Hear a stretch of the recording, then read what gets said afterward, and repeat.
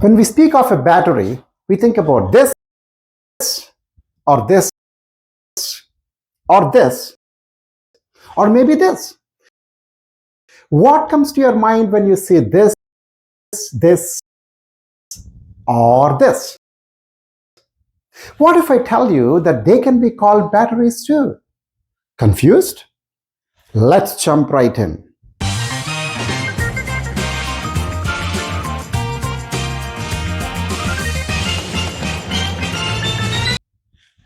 Today we are going to talk about storage of electricity. We commonly call it the battery. Instead of getting too scientific, let's look at the battery as a form of electricity storage. Let's spend a minute talking about electricity production and consumption before we talk about storage. We use various means to produce electricity today, some of them being water, nuclear, solar, wind, and various fossil fuels like coal and petroleum. Unlike most products we produce that can be stored and transported easily, sophisticated electricity storage methods have not been developed yet. Storing electricity, especially in huge amounts, is still very expensive, and that's because the lithium-ion battery technology we use today is from the 1990s. That's why the biggest challenge with electricity is that the supply has to match the demand in real time, else the rest will go waste, unless you're willing to pay the hefty price for those battery technologies today. However, I want you to think about this. If we were only converting natural energy such as solar, wind, and natural flows of water to produce electricity, we would have been highly dependent upon nature to fuel our comforts and defeat the night. That's why we figured ways around it. For example, we build dams that store water for us and convert hydro energy into electricity when we need it.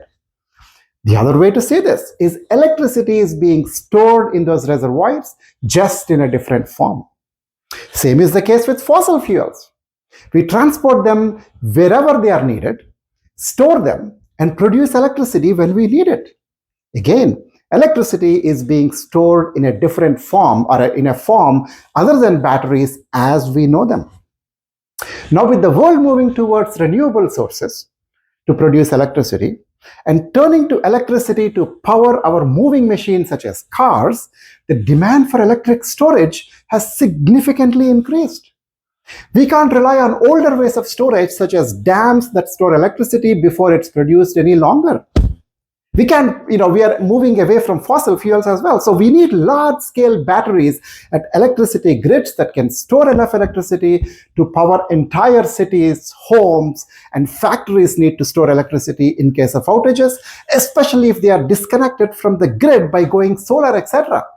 And most importantly, moving machines such as cars, drones, and potentially even airplanes one day need to store large amounts of electricity to power their journeys. So, no doubt, battery industry is red hot with all this growing demand, inviting several creative minds to come up with these innovative new technologies. Are you ready? I do talk about several advances already happening in this industry, in my book, The Future is Big. I won't repeat here. I don't want to bore you with something that's already in the book. I just want to put this whole energy storage in its context and hopefully energize your minds to start thinking about this emerging energy storage needs and mainly, potentially, solutions. So again, think about this.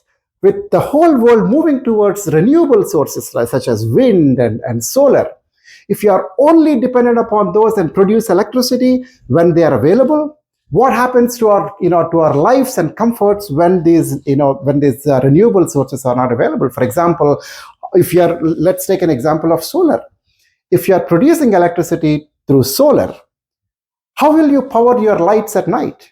So again, just thinking about this specific example, the demand for electricity storage is significantly improving. So guys, buckle up. And if you have any creative ideas, this is a very good industry to basically get in and come up with some potential solutions.